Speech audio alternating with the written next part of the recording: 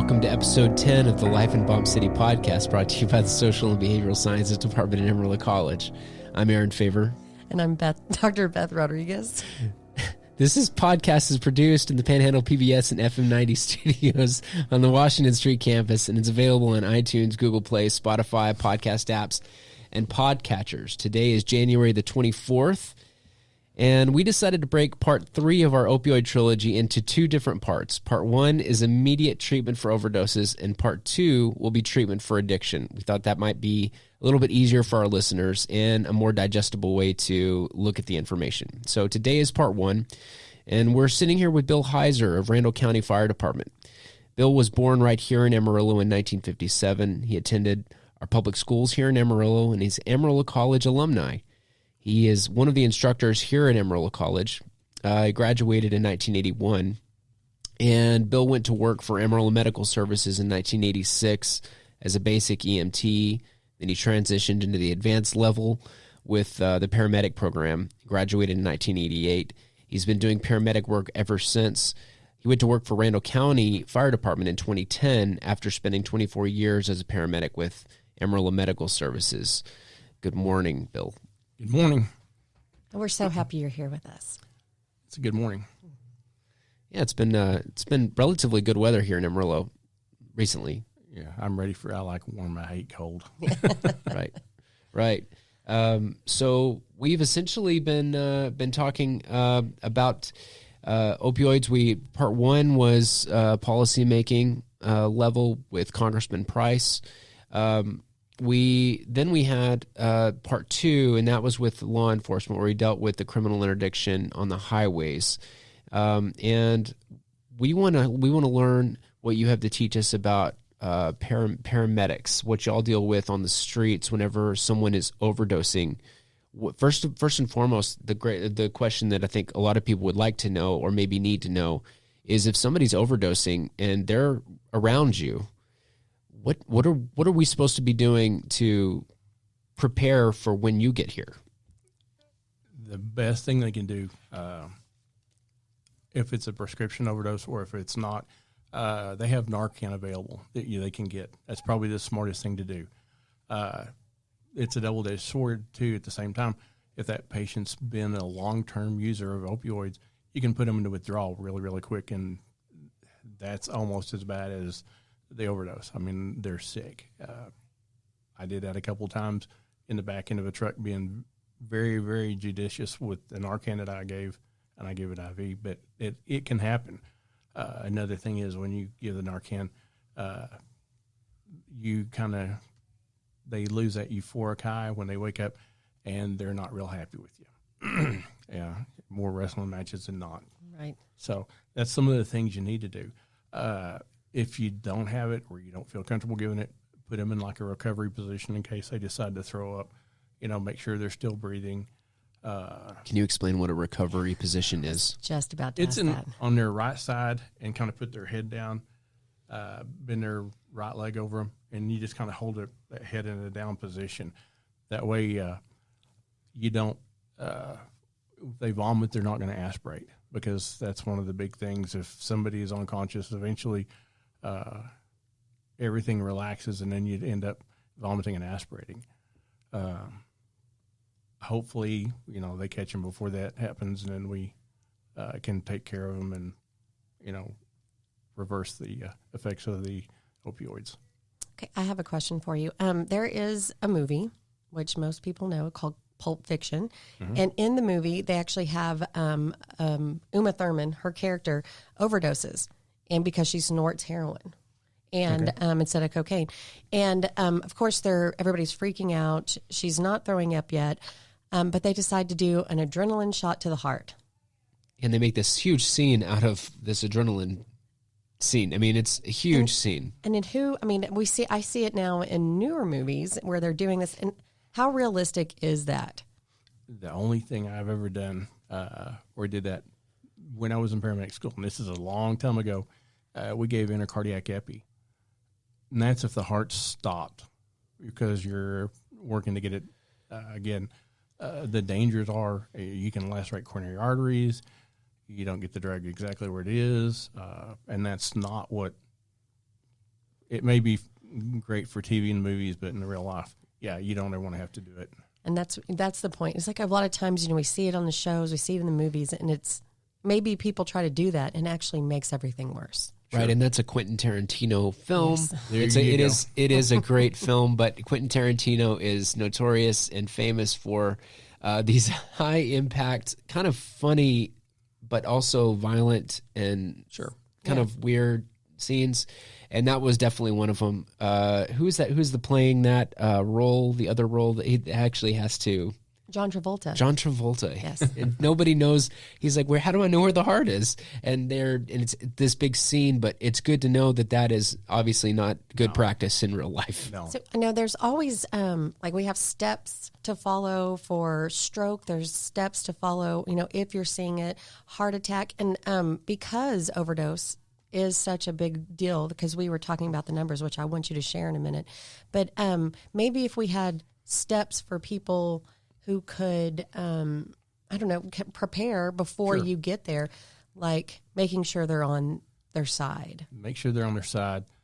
Make sure they're still breathing. Mm-hmm. I mean, if a lot of times opioids are really, really good about slowing everything down horribly. I've had patients with pulses of 30 or 40 when we'd get there, breathing 2 to 4 times a minute, and that's really not compatible with life. They're in a happy place. We're not in a happy place when we walk in, so we need to make sure they're breathing. I've had people on the scene do rescue breathing before the fire department got there, because you'll see fire before the ambulance will get there. Make sure they don't throw up.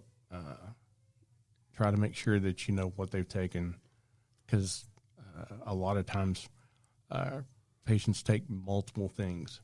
It's called polypharmacy or polydrug abuse.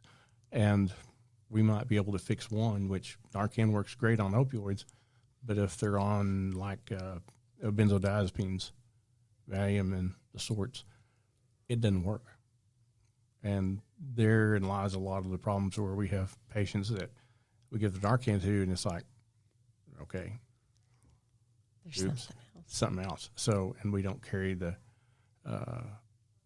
reversal agent for benzos. Mm-hmm. You didn't see it that much. Some services are starting to carry it. So it's fascinating. We have used the word fascinating on purpose.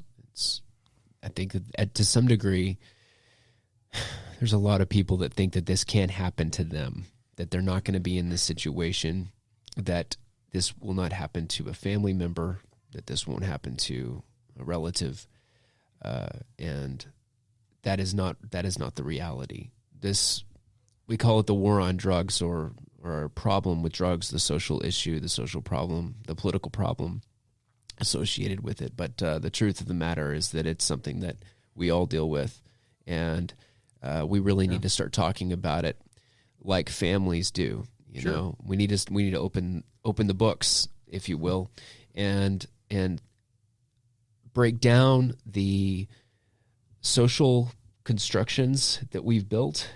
Beth can speak to that a lot better than I can, just because of her field.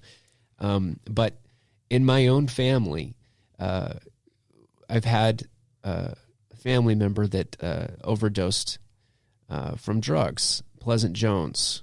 I'm going to name him because he was a wonderful human being, and I miss him. And I wish it hadn't happened. And I wish that the situation had been different at the scene when the overdose occurred. And we can't do anything about it, and we can't change it. And so going back to the reason we brought you onto the program, we want to make sure that everybody is paying attention to the people that are around them, and their family members and their loved ones and their friends. So in Amarillo, do you want to chime in, Beth? You go. Okay, in Amarillo and the greater Amarillo area, I've got some data here from the Texas Health and Human Services. The Texas Department of State and Health Services numbers say that Randall County ranks number 2 in terms of any opioid related emergency department visits. Can we talk about that? Sure. It's a great number. Some of it comes from rural settings. Some of it comes from the city of Amarillo. Randall County encompasses probably 90% of Amarillo. And so you're going to get the numbers because more population, you're going to get a bigger number. And one of the things is this fentanyl these opioids are very, very easily obtained, especially the illicit stuff. And that's where you see it. If you have a lot of kids, or people who have used opioids for pain control, which there are a large number, you're going to see that. And it's no of the ones that need it, it's no fault of their own. They're trying to cover up a pain. And I understand that. I've got a wife who has a horrible back, and there's times she is great and doesn't take anything. And then there's times she wears pain patches, and it's a stout opioid, and it makes her be able to function. It doesn't knock her out, so you know that it's actually covering up the pain. And I think it's really important for us to be able to separate the chronic pain from the acute pain that can lead to when people lose immediate. Yeah. Right. And I'm going to venture out there and guess that most of the time when we do see the overdose and everything, it's not necessarily from people who are managing their chronic pain as it is people abusing the drug. We still see quite a bit of the people who have the chronic pain. They hurt. I've run some calls in the city where a family member had passed away. We got there and it was opioids. Matter of fact, one of the family members opened a cabinet for us, and there was so many opioids that this lady could have probably started at her own little pharmacy. I know, and that's a lot of people, especially the chronic pain people. They used to shop for doctors, and it's no fault of the doctors because we didn't have any process in place to check to see who had scripts out. And you know what's funny is I didn't know that before. I just figured that if you had something, this doctor would talk to this doctor. But when we talked to For Price, he was telling us that that's like a new step that they're trying to do is make sure the doctors are talking to each other, which seems like a very logical and it should have been done in the first place kind of step. And the pharmacies are talking to each other. Yeah. Well, that came about in 2017, I think, is when they started putting together the bill and passed it, where they moved this opioid stuff out from underneath the Texas Department of Public Safety, which they had always had it, and they put it under the Texas Pharmacy Board. Guess what? Now the Pharmacy Board they've got the teeth to enforce it with all the pharmacies. And then now they put in some provider restrictions. If I'm going to write you a script for opioids or some potent pain medication, I have to find out and put it out there, and there's a list out there that the doctors will pull up, and they see if your name's on there. And if it is, you won't get it. It's been that way. And you'd be surprised. I mean, the hoops they have to jump through. I've watched when my wife goes to the doctor, she goes to the pain clinic, and they look at when she had her pain meds the last time, how often she takes them. And it's you'd be surprised. I mean, they've got a lot better control over it. You know, I know a lot of people are not happy with it, but if we can stop that end of the problem, that's half the battle. Right. And then we got to look at the illicit stuff because that's going to be the big thing. Mm-hmm. Okay, so I have a question for you again. Do you when you come onto a scene on an overdose, because as a firefighter, you are the first responder, which most people, like, you get there first usually. Sure. Are you able to tell the difference between somebody who accidentally overdosed versus on purpose overdosed? Sometimes the situations will show you. If they've had pain medicine and they thought, or they forgot. A lot of times you'll see older patients. They think they took medicine.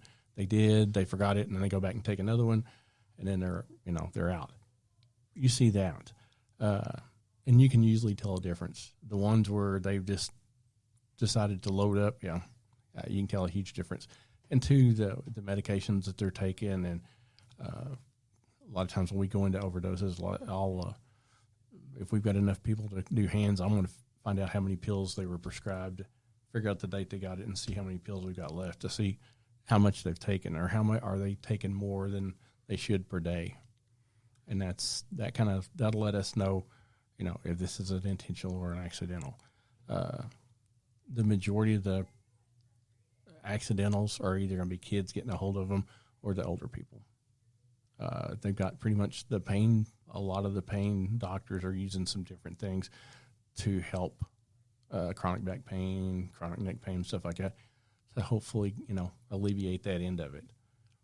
So when you get to a scene and you know that it's an overdose, I just remember the radio, whenever I was volunteering with the department, I remember the radio would kind of indicate what kind of a call it was. Yep. And then, I would get to the station and everybody was gone already, which was totally normal. But, when you get to the scene, what are the steps that you go through, is there a system that you use? There is, one, and you hate to kind of, I don't know how I'm going to call this. You're going to look at where you're responding to. And if you've been there before, you'll have a better idea. I don't like to just say this is a bad area. If I've been to this house 5 times on overdose, bet money it is probably going to be an overdose. If it's a different address in that area, I'm going to treat it. I'm going to walk in and kind of look and see what's taking place. Listen to the family member, listen to the patient, and keep your eyes open. A lot of times patients that overdose, there'll still be paraphernalia, out there. On the heroin deal, I could walk into one of the houses that we ran a lot of patients out of, and they still have needles hanging in your arms. So, with the pills, it's a little different. I mean, you still got to search, but if they say they were taking this, or they're acting that way, if they're still awake, we're probably not going to do the Narcan, transport them. And now if they're out and they're not breathing well, we'll do the Narcan and see if we get a response. We don't do the Narcan IV at the fire department because we don't have any advanced level proprietors, or we're not that licensed. We give it nasally, which is real good because it works just as well. It takes a little longer to react, but it makes a huge difference. So our age group differentials here with the different emergency department visits, 0 to 17, ages 0 to 17, 526. 18 to 44, we jumped to almost 4,000. Yep. 45 to 64, we are at about 3,000. 65 to 74, we're at about 1,000. And then 75 and older, we're at about 614. Obviously, we want to focus on, the age groups that are dealing with this the most. It's not surprising to me anyway that 18 to 44, when individuals may be experimenting a lot more, that number is at almost 4,000. Can we talk a little bit about, if you don't mind, some of that? If you could speak to some of the things that you've seen in your 34 years of working the streets and share some experiences with this the age group of 18 to 44. That's the time they do experiment, and you got to kind of look at what takes place. There's some places that drugs are bad. That's what you're taught, And sometimes you get to a party and somebody offers you something, and you're thinking, well, I can take it once, it won't hurt me. And I don't know, I can't count on my fingers and toes the number of times.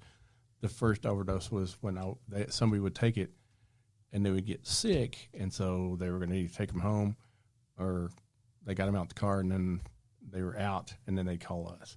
You know, we made a difference. A good number of them were real positive outcomes. A few, they lingered way too long, and there wasn't anything we could do. I'm going to tell them not to experiment with the stuff, especially the illicit stuff. One of the things that I was seeing right at the end when I was fixing it off is the people who make medications or the illicit substances. When they make that stuff, they've got little plates. They put them together to make the pills. They don't clean the plates. So you may get fentanyl plus something else, fentanyl with X, fentanyl with MSD, stuff like that. That's what you see. And again, when you start working on one of those overdoses, you may see you may treat one thing and then you see some really wild side effects off of the other medications.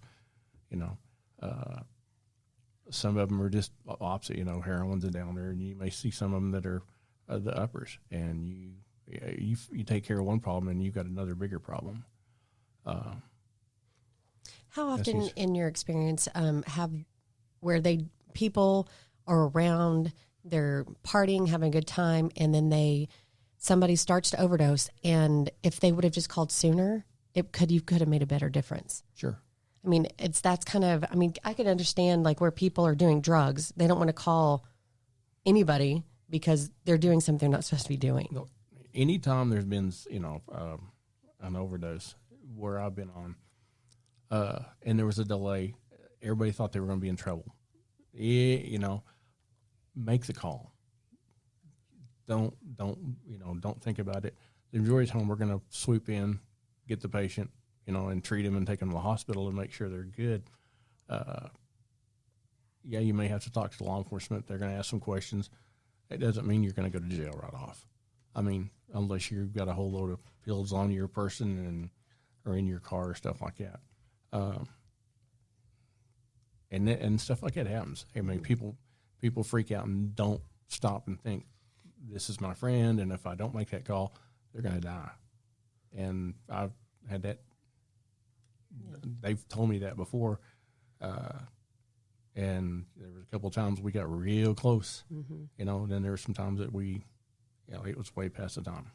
Do people ever just drop people off at the emergency room when they're overdosing? When the old finance needs was open, there was a couple of houses over there that were drug houses. Oh yeah. Drop them off, kick them off in the driveway and drive off. And it's almost like you'd rather them do that than not call at all or wait too long. They're going to get the care they need. Right. That's, if you're going to have friends like that, I'd rather go find some different friends, but But at least you get at least they got you a little help. Right. To doing the right thing. I don't want to bring Frozen 2 into this, but this doesn't belong in this conversation. It's very, very foreign. However, there is a great song from Frozen 2, and there's a lot of argument about whether or not Frozen 1 was better than Frozen 2. I haven't seen it yet. I think Frozen 2 is better. Okay, anyway. All right, so one of the songs, though, in it is, when you don't know what to do, do the next right thing. Sure. And I love that. That's such a great message to give to to everyone, not just to young people, not just to teenagers, but everybody. If you don't know what to do, when you don't know what to do the next right thing. I never thought I'd be quoting Frozen 2. That's all right. On this podcast. If it works, it works. If it helps somebody, that's the big thing. We don't need to think about ourselves. Somebody else is in trouble and we got to get them help. Mm-hmm. So did you, because you have worked in the streets and helping out people for so long, was there a change, or were you seeing about the same? Was it very consistent, or were you seeing something like, oh my gosh, like this is happening now, and you've had to totally switch the way you looked at what you were doing? When I hit the streets back in 86, I ran, we ran a few overdoses until I swapped over to the ALS truck. And then some of the things I was looking at on a statewide level, there was about 10,000 deaths per year. And we'd had our fair share, in the few places that we ran. And then it seemed like the more this is going to sound really bad, a couple of the governing bodies of the hospitals started talking about pain control. Oh God, my patient's hurting. So what do? We prescribe everything in the whole world. And that, I think, played into part of it. I know you would, if you didn't take care of your patient the way they thought, they could write on their deal and I'll get back, and it wouldn't end up well for you. And you started seeing more of the opioids being prescribed.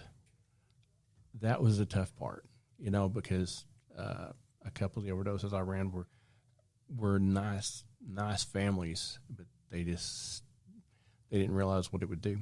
Right.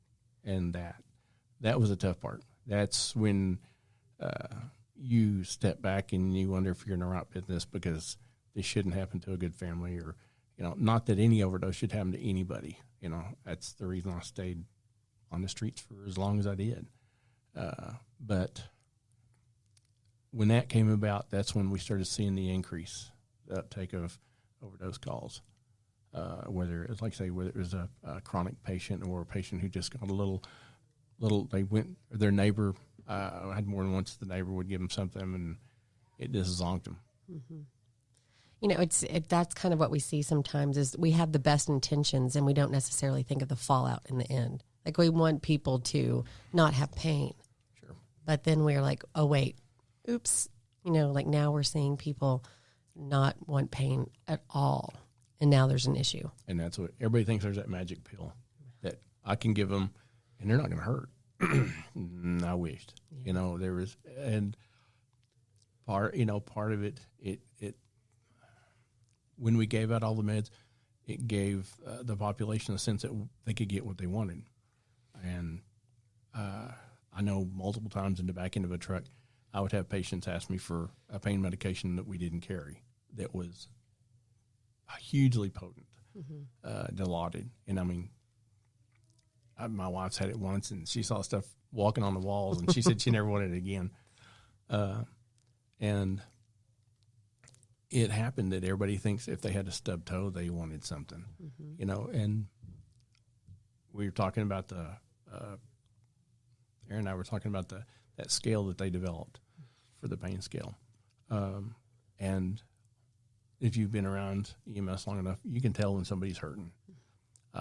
And you need to get them some pain medication. And then you can tell somebody who's actively a drug seeker, and I hate to call them that, but they're trying to work the system, and they really didn't get much help from me. I'm like, sorry, that injury is not needing 10 milligrams of morphine or whatever you want. And so I stubbed your toe. Stubbed your toe. Yeah. That's it, But that's kind of the thing that what I've seen this when that happened. And now they opened the floodgates. Now they got to shut the floodgates. And they're trying to figure out how to do it, and when everybody found out they liked the opioids, when our retailers and our prescribers got shut down, where are we going to get it the next time? Mm-hmm.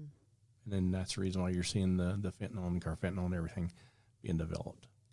Can you tell us a little bit about fentanyl? It's a very, very fully synthetic opioid made in the laboratory. I mean, has the same effect as your natural or your semi pain control. It works pretty decent. I've had fentanyl before, and it's good stuff. But at the same time, if you like the euphoric feeling, which I don't like the fact I'm not in control, and it gives you that feeling, and I don't like that. Maybe it's because of what I've seen, but I like to be in control of my faculties. And if, I need to make a decision to sit there and drool on myself, which, that's pretty much what I did when I had it. Mm-hmm. And it was over an injury, which I said, never again, just give me Tylenol and I'll bear it out. So, but that's the thing. That's the big thing. We were discussing the average, when somebody decides they want to go into EMT, or they want to be a medic, or they want to help people. It seems like we talked yesterday about some of the difficulties of dealing with the things that you see. I mean, Sure. On a day-to-day basis, every single day, you're hit with it during your shifts, and you know you're going to be hit with it. Kind of preparing for it. You said the average time that people will stay in this business is 5 years. Sure. Before people will wash out and say enough's enough. I can't do this anymore. Sure. Can we talk about that? The part of it's the what you're going to see, how you have to deal with it. I kind of got out at the good end. The public eye is not as good as it used to be for anybody who's in fire, law enforcement, or EMS, because you're perceived as the establishment, even though you're out there to help somebody. You're the good guy, and that weighs a lot on you. Not being able to help somebody when you end up getting there and there's nothing you can do, that makes a huge difference. And it wears on you, and whether it's a real minor call or whether it's a death and you run 12-hour shifts and it's rough. Back when I started, we did 24-hour shifts, and there was more than once I did 72 hours straight just to trade off to get some time off to sit back and take a nap, and then I'd go back and finish up my 72 on that tail end of it. But you were at least rested and ready to go. You got to have a good outlook on life. You've got to kind of mentally prepare. Like I told my wife, and when I was before I got married, I lived close to my folks, and they'd watch me. I might stop by and eat breakfast with them before I went into shift, and I was a totally different person. I swapped roles. My evil twin come out, which I could still smile and still be, good old Bill, but you kind of tuck him away because he didn't want him to see the bad stuff or have to deal with it, and it happens. I mean, and you got to make sure that you take care of yourself. I got to the point where on my days off, I left the city.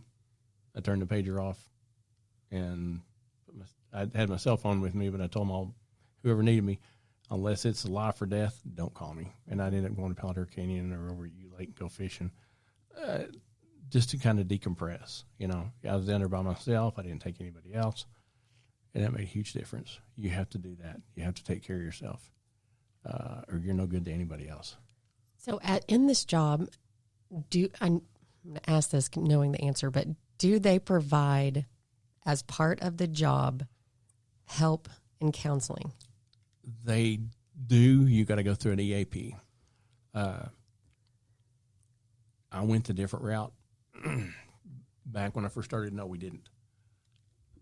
I mean, you're there to suck it up, and I ran enough bad calls and had a few things happen. I thought, this isn't good.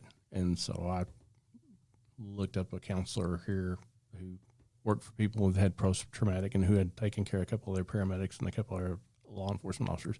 And I went to him, and he did a wonder of world good of me. I mean, he made a huge difference. It gave me about another 10 years on the streets, and my sanity, because that was a huge thing. And we still talk.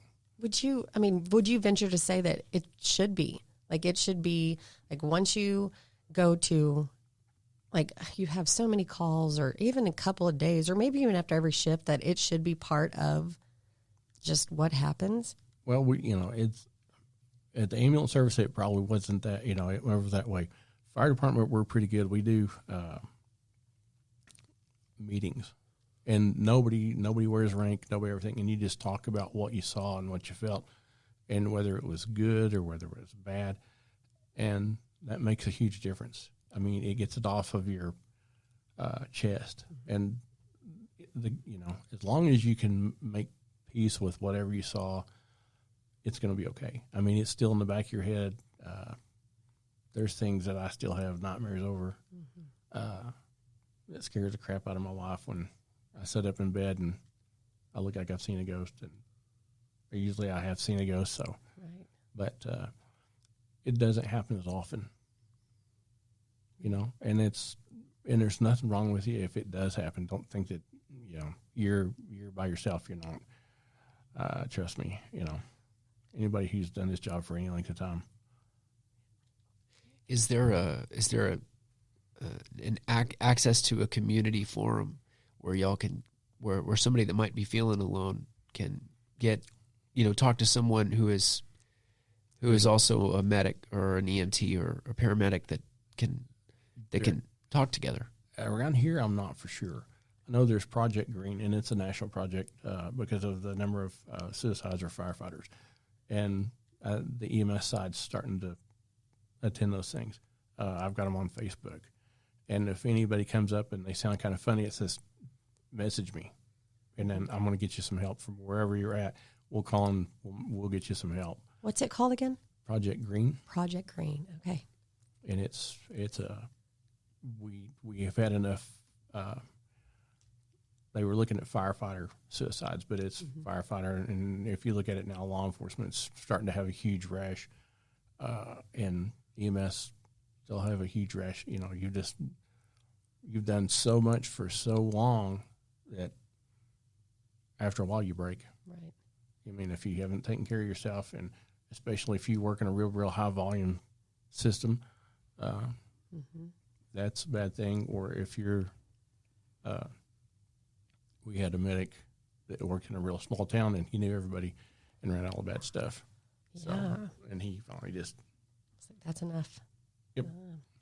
Well, I used to work for the Muscular Dystrophy Association for 5 years, and we did fill the boot with the firefighters. And one season, we decided to do it in the fire department. And I was talking to you about this earlier.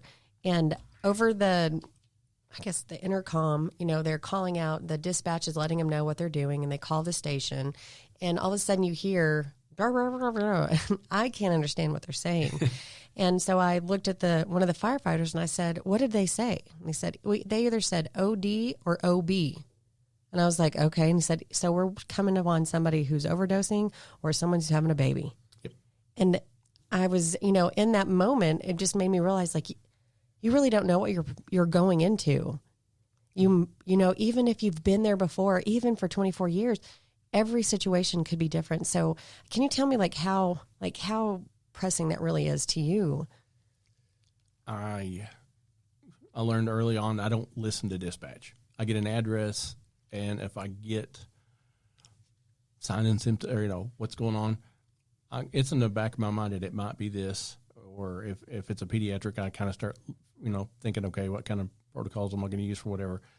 But I walk in as a clean slate, and then I start looking at the scene, and that's going to tell me a huge amount. That's going to be the big thing. Because you walk into a house and you're like the detective, you've got somebody who's sick or who's down, and you have to make a quick determination of what's going on with the patient, what best way to treat them. And then, as we're getting that ready, they're bringing the cot in and we get them out, and I'll just do that cursory sweep, and then whoever my partner was would look around to see if there's anything else that we could get. And now on the fire side, because I don't ride on the box that often anymore, I'll look and see if I see something that might be of interest to the medics. And that, sometimes I have, sometimes it's just one of those things that happens. So, but that's kind of how you have to do it. If you always said this is the way it's going to be, it's like you go nuts. Right. You're going to be wrong. Oh yeah. When it comes to, there's a group of librarians that I'm just going to read a little bit of this article. It's called "Help Us Plead the Narcan Administering Needle Park Librarians." For those of y'all that are wondering why my voice sounds like Barry White or something, I don't know. I woke up this morning and I had this in my throat. So anyway, it says, at first the librarians in McPherson Square called it the heroine meeting. That was 3 months ago, and people were overdosing on the library lawn or in the bathroom near the reading room where children played nearby. 5 miles away, City Hall officials were discussing big-picture solutions to combating the opioid epidemic that's ravaging the city. But the staff of the 100-year-old Kensington Library had to figure out what to do day to day. They couldn't wait on talk anymore. It was in those basement meetings that the librarians at McPherson took it upon themselves to learn how to administer the life-saving overdose reversal drug Narcan, and they are saving lives with it. I'm going to stop right there, and we'll post this article from the Philadelphia Inquirer to our Facebook and our Instagram sites for listeners to finish reading if they're interested. It's an interesting story because we've got individuals in the community themselves seeing things and taking it upon themselves to administer life-saving drugs. Sure. And I'd like just to get your comment on that, specifically as it pertains to what do people need to know about administering Narcan? It's a pretty benign drug. If you give it and somebody's not suffering an overdose, it's really not going to do anything. Like I say, the one thing you need to really think about is if this has been a long-term user, you can put them in withdrawal, But if I've got somebody that's breathing 2 to 4 times a minute, I think I would rather see if I can't wake them up, and then whoever's going to show up to take care of them is going to take care of the other part. Do that. I mean, that's at least you're doing something for the patient.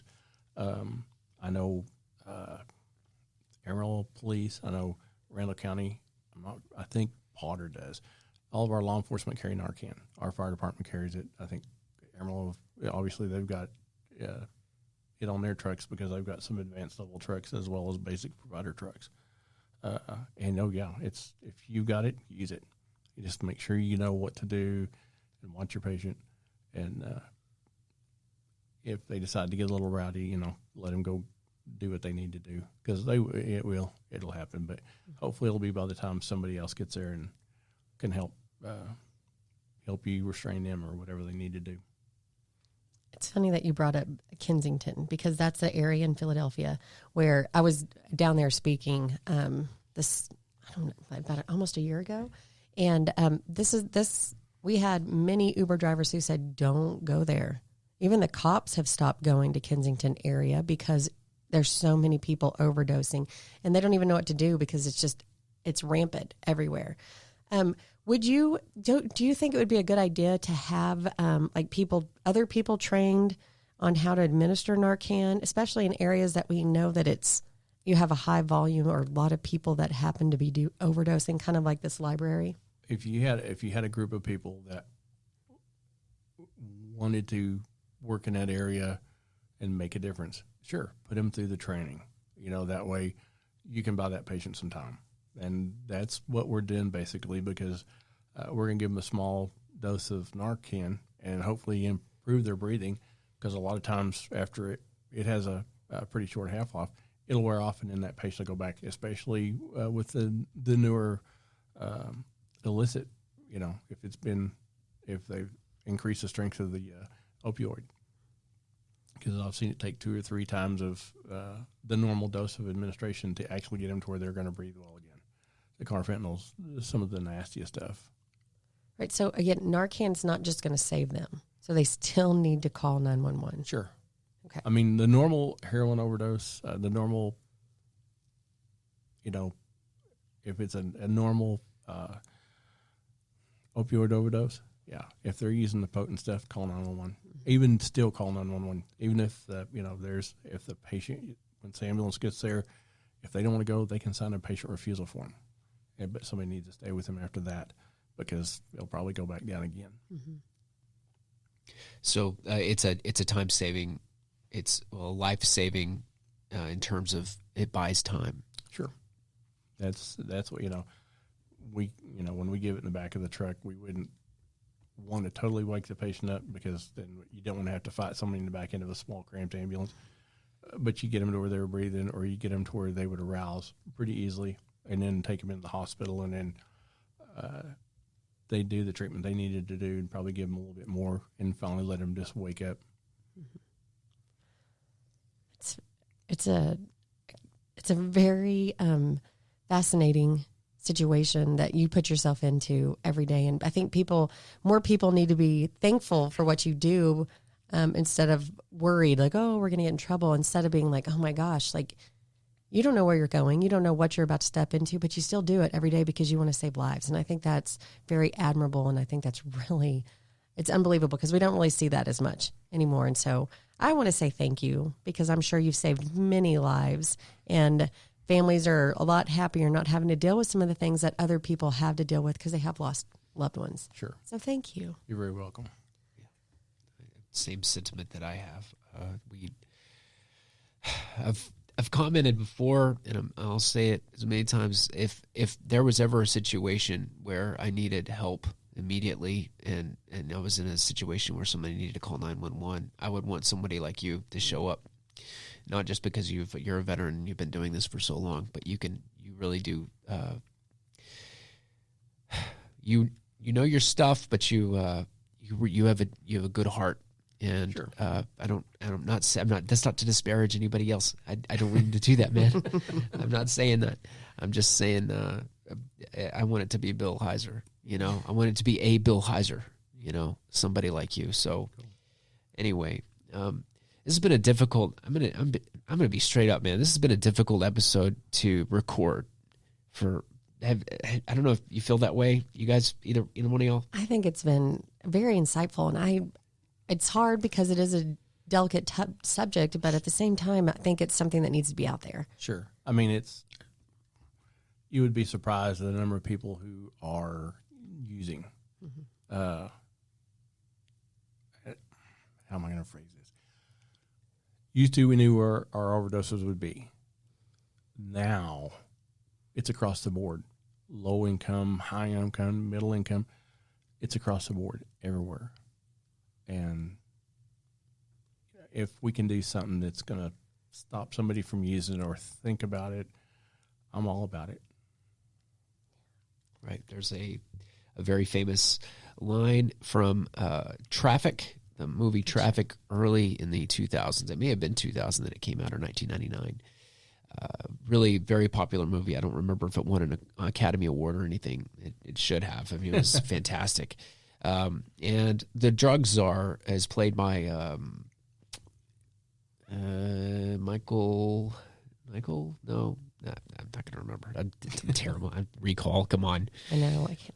I know. Michael Douglas. It was, yes. Yeah, Michael Douglas plays the drug czar, and he is dealing with his daughter. Is kind of gets consumed by drugs in that, and she ends up having to go to a drug dealer's house. It's a terrible situation. He goes, and he's the guy that answers to the president of the United States, and he's in charge of the national effort to stop to wage the war on drugs, if you will. And at the end, toward not to just spoil it for everybody, but it's old enough that you should have seen it already.